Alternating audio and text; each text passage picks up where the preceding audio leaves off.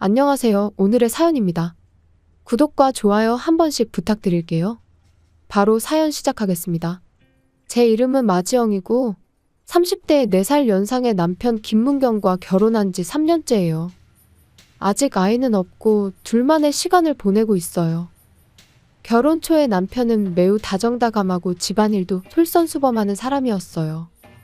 저도 결혼 후에 직장을 그만두지 않았기 때문에 바쁠 때는 야근도 하고 집안일을 소홀히 할 때도 있었어요. 그럴 때면 남편이 자기가 저녁을 준비해두겠다며 식사 준비부터 청소까지 완벽하게 해준 날도 있었어요. 하지만 그 생활도 오래가지 못했어요. 어느 날부터 제가 야근을 하고 돌아오면 왜 이렇게 늦냐며 밥은 언제 준비되냐며 손가락 까딱 안 하고 소파에 누워서 저에게 명령하기 시작했기 때문이죠. 제가 오늘은 야근으로 늦을 거니까 저녁은 알아서 좀 챙겨 먹으라고 해도 피곤하게 나보고 직접 밥을 차려 먹으라는 거야? 라며 비아냥거렸어요. 어쩔 수 없이 제가 야근으로 늦게 퇴근할 때는 냉장고에 저녁을 미리 만들어 놓기로 했어요. 가장 바쁜 아침 시간에 저녁 준비까지 한다는 게 솔직히 힘들었지만 남편과 싸우는 게 시간 낭비라는 생각이 들어 그냥 준비해 주기로 한 거죠. 한참 바쁜 시기를 지나 정상 업무에 복귀하고 날씨가 좋아지면서 저는 자전거로 출퇴근을 하기로 했어요. 그리고 자전거를 탈 때도 헬멧을 써야 하는 의무가 생겼기 때문에 예쁜 헬멧도 준비했어요. 자전거도 제가 좋아하는 걸로 제 돈으로 샀기 때문에 남편이 불만을 가질 이유는 없다고 생각했어요. 남편은 자전거 타고 아침부터 체력 소모하는 게 바보 같다고 생각할 게 뻔하지만 제 기초 체력이 너무 약해서 자전거를 타며 기초 체력도 키우고 오히려 아침부터 10,000원 지하철을 타는 게 훨씬 더 체력 소모가 심한 것 같았어요. 사람마다 가치관이 다르기 때문에 억지로 남편을 자전거 출퇴근에 끌어들일 생각은 조금도 없었어요. 그렇게 자전거 출퇴근이 시작되었고 나름대로 편안한 출퇴근을 했어요. 그런데 어느 날 퇴근길이에요. 평소보다 도로가 더 혼잡했고 그에 따라 운전하는 사람들도 짜증이 났을 거예요. 난폭한 운전을 하는 차들이 너무 많았어요. 그런 와중에 저는 조심스럽게 자전거를 타고 있었는데 제가 교차로에서 직진하려고 하는 곳에서 큰 트럭이 갑자기 좌회전하려고 하는 거예요. 멈추지 않은 트럭의 좌회전에 휘말려서 자전거가 통째로 날아가 버렸어요. 나는 이제 어떻게 되는 건가? 그게 사고 직후에 기억나는 제 감정의 전부였어요. 멀리서 구급차 사이렌 소리가 들렸던 것 같은 기억은 있었지만 눈을 떴을 때 눈에 들어온 건 낯선 새하얀 천장이었어요. 가장 먼저 말을 걸은 건 친정엄마였어요. 제 이름을 부르며 괜찮냐고 하는데 생각보다 큰 목소리에 깜짝 놀랐지만 그만큼 제 걱정을 하셨던 것 같아요. 그때 엄마가 제가 양손을 다쳤다고 알려주는데 팔을 들어 올려보니 양손에 깁스하고 있었어요. 내 손이 왜 이래? 제가 물었더니 남편이 말했어요. 두 팔 모두 골절됐어. 당분간은 안정을 취해야 할 것 같아. 두 팔 다? 맞아. 남편의 말투는 제 몸을 걱정하는 것처럼 들리지 않았어요. 어딘지 모르게 냉랭한 느낌이 들었어요. 아마 남편은 제 걱정보다는 오늘부터 집안일과 끼니 걱정을 하는 것 같았어요. 쉽게 짐작이 되는 사람이거든요. 친정엄마가 있으니 딱히 티를 내지 못하고 답답했던 남편은 우리 엄마를 집에 돌려보내기로 마음먹은 것 같았어요. 장모님, 지영이는 제가 돌볼 테니 오늘은 이제 돌아가셔도 괜찮아요. 나중에 도움이 필요하면 그때 부탁드릴게요. 엄마는 남편의 말만 듣고 정말 돌아가려고 했어요. 제가 엄마를 말리려고 하자 남편이 엄마가 보지 못하는 각도에서 제게 조용히 하라고 명령을 하는데 결국 엄마는 그날 집으로 돌아가고 말았어요. 엄마가 돌아가고 병실에 둘만 남게 되자 남편의 태도가 돌변했어요. 너 바보야? 왜 트럭에 치여가지고 두 팔 다 부러뜨려? 이래도 자전거 출퇴근을 계속할 거야. 앞으로 다 나을 때까지 집은 어떻게 할 건데? 당분간 가사 도우미를 쓰던가 할 거니까 결제는 너가 해. 다 네가 자초한 일이니까. 하고 싶은 말은 다 한 것 같은데 저에 대한 걱정은 전혀 없었어요. 결국 자기만 중요한 거죠. 남편은 도대체 나를 어떻게 생각하는 건지, 사고의 충격에서 완전히 회복되지도 않았는데 남편에게 이런 취급을 당하고, 그래도 남편의 질문에 대답은 해야 했어요. 아직 사고의 충격으로 어떻게 해야 할지 잘 모르겠어. 조금만 시간을 줘. 그렇게 말하면 기다려줄 것 같아. 시간을 주면 해결될 게 있어? 남편은 예상했던 대로 대답을 해왔어요. 저는 어쩔 수 없이 집안일은 패 끼치지 않게 알아서 해주겠다고 말했어요. 그러자 남편은 자기한테 패 끼치면 집에서 알아서 나가라는 말을 마지막으로 병실을 나갔어요. 다음 날 남편이 마중을 나올 리가 없으니 엄마한테 마중을 부탁했어요. 엄마가 회사는 어떻게 하냐고 묻는데 저는 이따가 회사랑 이야기 나눠보겠다고 했어요. 그리고 엄마가 남편에게 당분간은 가사도우미를 쓰는 게 어떻겠냐고 말해놨다며 필요하면 엄마가 가서 도와주도록 하겠다고 남편한테 좋게 이야기했다고 하는데, 남편은 미소 지으며 자기가 도와주면 되니 아무 걱정 말라고 말했다네요. 저는 분노가 치밀어 올랐지만 괜히 엄마한테 걱정 끼칠까봐 다음에 도움이 필요할 때 도와달라고 이야기를 해두었어요. 그리고 엄마가 집까지 태워다 주고 집에 들어가니 이미 남편이 어지럽힌 흔적이 남아 있었어요.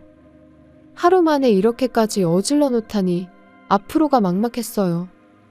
어쨌든 회사에 출근해야 했기 때문에 서둘러 준비하고 회사로 향했어요. 참고로 양팔은 골절됐지만 나머지는 긁힌 상처 정도예요. 회사에 출근하니 다들 걱정해줬어요. 역시 보통은 이렇게 걱정해주는 게 정상인데 남편은 도대체 나를 어떻게 생각하는지 새삼 깨달았어요. 결국 저만 할 수 있는 업무가 있을 때만 출근하고 나머지는 재택근무로 일하기로 했어요. 상사가 잘 설득해준 덕분이죠. 조금만 업무 인수인계를 하고 집으로 돌아왔어요. 집에 도착해서 남편이 어지럽힌 것부터 정리하는 게 급선무였어요. 하지만 깁스를 하고 있기 때문에 물과 관련된 건 할 수 없어요. 깁스가 이렇게 불편한 건지 태어나서 처음 겪어봤네요. 어쩔 수 없이 설거지는 포기했어요. 남편이 집안일을 도와주기로 했다고 엄마한테 말했다고 하니 남편이 돌아오기를 기다렸어요. 저녁에 남편이 돌아오자마자 설거지를 왜 안 해놨냐, 밥은 왜 안 해놨냐며 이럴 거면 사서라도 준비해놨겠다며 저를 나무라며 화를 내는데 저는 기분이 무척 나빴어요. 왜냐면 이게 내가 할 수 있는 집안일 전부야. 지금 내 양팔이 다 부러졌잖아. 그리고 엄마한테는 집안일 도와주겠다고 했다며? 그러면 집안일 좀 도와주지 그래? 알겠어. 오늘은 도와줄게. 그리고 내일은 내가 같이 가고 싶은 곳이 있으니까 같이 바람 쐬러 가자. 남편의 예상치 못한 대답에 이번에는 제가 놀랄 차례였지만 오늘 하루를 어떻게든 버텨낼 수 있을 것 같아 다행이란 생각이 들었어요. 다음 날 남편이 저를 데리고 온 곳은 산림이 우거진 큰 호수였어요. 배를 타고 호숫가에서 산림을 감상할 수 있다네요. 남편이 왜 이런 곳에 데려온 걸까? 제가 어리둥절해 하고 있을 때 남편은 배를 탈 준비를 했어요. 자, 내가 도와줄 테니 타. 먼저 저를 배에 태워주었어요. 그리고는 배를 힘껏 발로 차기 시작했어요. 배는 곧 부두에서 멀어져 갔어요. 어? 잠깐만. 나 혼자서 노를 어떻게 저어? 제가 소리를 질렀지만 남편은 빙그레 웃으며 그러면 손을 빨리 놔으면 되잖아. 라며 저를 향해 웃으며 외쳤어요. 아직 시간도 이른 데다가 다른 배를 타고 있는 사람은 아무도 없었어요. 남편이 아침 일찍부터 이곳에 데려온 이유가 바로 이거였어요. 제가 부두에서 조금 멀어지자 남편은 마음이 놓였는지 혼자서 뒤돌아가는 모습이 보였어요. 저는 배에서 발만 동동 구르며 어쩔 줄 몰라 했어요.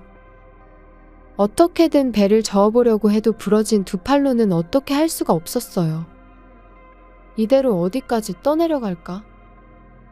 게다가 이 호수 엄청 큰데 이러다 반대편에 도착하는 거 아니야? 그런 무서운 생각들이 계속 들었어요. 점점 시간이 흘러 점심시간이 지날 무렵이 되었어요. 그러자 저쪽에서 카누 같은 걸 탄 사람들이 보였어요. 저를 알아본 모양인지 그분들이 다가와 주셨어요. 저에게 말을 건넨 사람은 여자분이셨는데 이런 곳에 무슨 일로 있는 거냐며 배 타는 곳이랑 너무 멀리 떨어진 곳까지 왔다고 했어요. 그리고 뒤에 한 남자가 있었는데 둘은 부부인 것 같았어요. 뒤에 있던 남자가 선글라스를 벗고 저를 뚫어지라 쳐다보는데 제 이름을 부르며 본인 맞냐고 물어보는 거예요. 알고 보니 제 결혼식에서 만난 적이 있었던 거죠. 이 남자는 남편의 상사였고 둘은 부부가 맞았어요. 제 남편 상사분 아니세요? 죄송합니다. 제가 미처 못 알아봤네요. 아니에요. 한 번밖에 안 만났잖아요. 그런데 왜 이런 곳에 계세요? 양팔에 깁스를 하고 있는 것 같은데. 이건 남편이. 그게 무슨 말이에요? 제가 골절돼서 집안일 할 수 없게 되니까 짜증나서 저 혼자 배에 태워서 여기까지 떠내려왔어요. 아마 지금쯤 집에서 혼자 웃고 있을걸요? 그놈. 사람 자체가 문제가 있네. 무슨 일 있어요? 최근에는 회사에서도 갑질 의혹이 제기되었어요. 자기 집사람한테도 이런 짓 할 정도면 충분히 갑질했을 것 같네요. 자, 그보다 우선 여기서 무사히 돌아가는 게 우선이에요. 나머진 그 다음 생각하죠. 그 후 어떻게든 배를 끌고 저는 지상으로 돌아올 수 있었어요. 그리고 가까운 곳에 살고 있는 직장 상사분 집으로 가게 되었고 집에는 돌아갈 엄두가 안 나 친정집으로 향했어요. 너무 많은 도움을 받았기 때문에 나중에 보답하고 싶다고 했더니 남편의 본 모습을 알 수 있었던 것만으로도 충분하다고 하더군요. 남편이 회사에서 어떤 악행을 저지르고 있는 건지 조금은 걱정이 되었어요. 집에 도착해서 엄마에게도 오늘 있었던 일을 말했어요. 그랬더니 대가를 꼭 치르게 해야 한다며 엄마가 미소를 짓는데 그 모습이 조금 무서웠어요. 다음 날 엄마와 함께 집으로 돌아왔어요. 거기에는 넋이 나가 보이는 남편이 있었어요. 일단 무슨 일이냐고 물었는데 글쎄 회사에서 해고당했다는 거예요. 회사에서의 갑질과 행실이 책임 있는 위치와 걸맞지 않다는 이유였다네요. 해고를 당한 게 분한지 쓰레기통을 발로 차며 저에게 위협적인 모습을 보이길래 저는 준비해간 이혼 신고서를 내밀었어요. 더 이상 당신과 살 수 없어. 어제 일은 당신 상사분께서 증언해 줄 거고 그동안 당신이 한 폭언도 여러 번 녹음해 놨으니 발뺌할 생각하지 마. 그때 엄마도 입을 열었어요. 김서방 어떻게 우리 딸한테 이렇게 고통을 줄 수 있어? 절대 용서할 생각 없으니 각오하는 게 좋을 거야. 이렇게 다들 배신하는 거야? 이혼 안 해줄 거야. 지옥 밑바닥까지 함께 데려갈 거야. 너 같은 놈이랑 같이 지옥에 떨어질 것 같아. 지옥은 당신 혼자 가. 이혼하지 않겠다고 하면 변호사 구할 거니까. 쓸데없이 힘 안 쓰는 게 좋을 거야. 남편이 시끄럽다며 욕지거리 하는데 더 이상 이야기할 수 없을 것 같아서 엄마와 함께 친정으로 돌아왔어요. 얼마 후 남편과의 이혼은 좀처럼 진행되지 않았지만 증거가 충분해서 어떻게든 이혼을 성사시킬 수 있었어요. 물론 위자료도 제가 요구한 금액을 전액 일시불로 받았고요. 그 후 근무하던 회사 부하 직원들에게 고소도 당했다고 해요. 평소에 인격모독적인 발언을 많이 했던 결과죠. 전 남편은 재취업도 못하고 지금은 일용직 일을 하며 하루하루를 살아가고 있다네요. 한편 저는 양팔 골절이 드디어 완치돼서 직장에 복귀했어요. 그리고 오랜만에 혼자 사는 생활도 만끽하고 있고요. 이토록 혼자가 편한 걸 알았다면 진작 이혼할 걸 싶은 생각도 들어요. 연애나 재혼은 당분간 생각 없고 혼자만의 여유를 충분히 즐기며 지내려고 합니다. 시청해주셔서 감사합니다. 그럼 다음 영상에서 다시 뵙겠습니다.